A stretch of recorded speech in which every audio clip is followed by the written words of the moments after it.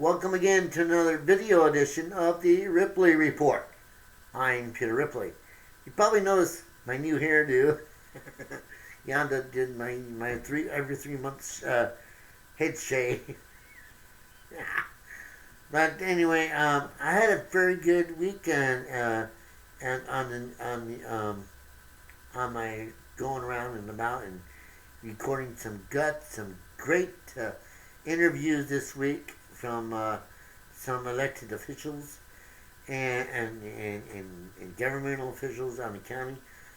This week, the main focus was on, at least in my publication, was the county commission and all the activities going on over there at the courthouse.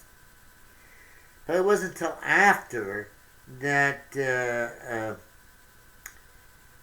It wasn't after the meeting. It wasn't until after the first page edition was posted that I perused what was going to happen next week on the county level.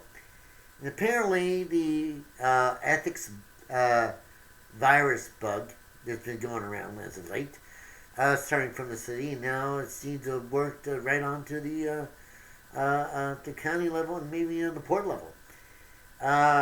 It's sort of like the Ebola virus; it keeps spreading. And I have a hunch there's some influence by some members of the media and encouraging some people in doing this, just so they can make a name for themselves, and that's fine. If that's what the way they want to operate. But the thing of it is that the county got a letter from a citizen who lives out in Squim, and I posted the link to that in today's edition of the Ripley Report, page 2, and you just have to look through. You have to peruse through the work session agenda which they're going to have, and the ethics in question is about campaign donations by county staff members who want to donate money. And the suggested code is that it will be limited to $50. In that way, there'll be no conflict of interest. But here's the hitch.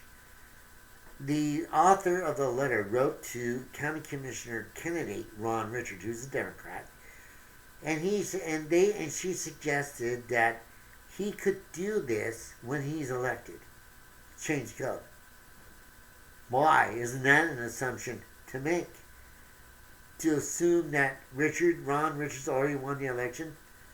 We must have said, all go home, stay home. Well, not cast our ballots. Well, the fix is already in, right, Dennis? Right.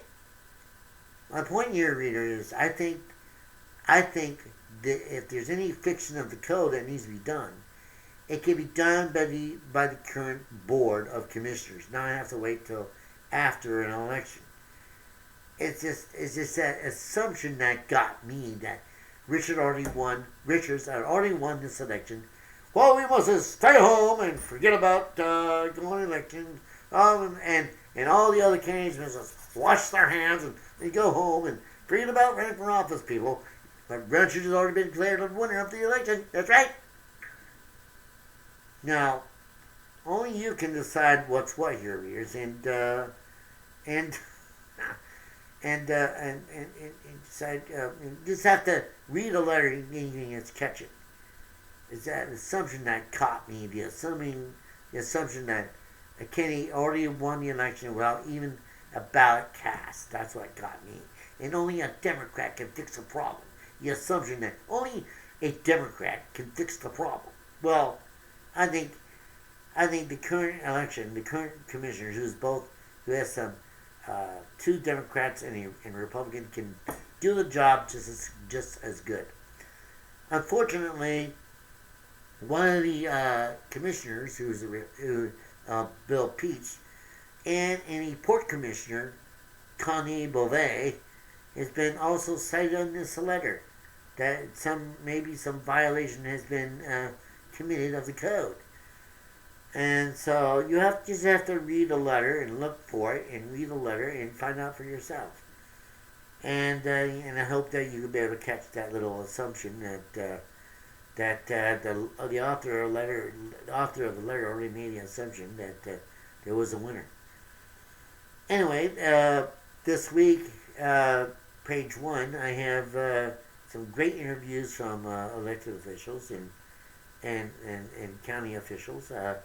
Most notably, Mary Ellen Winborn, who spoke on regarding the hearing examiner's process, and Bill Peach himself, who spoke on his support for Papa and the reasons for it, and Connie Beauvais and her comments regarding the port director's search process.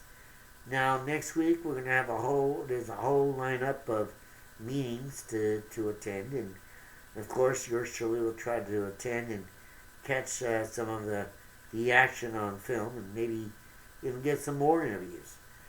So with that said, I wish you all a good week, and see you next time.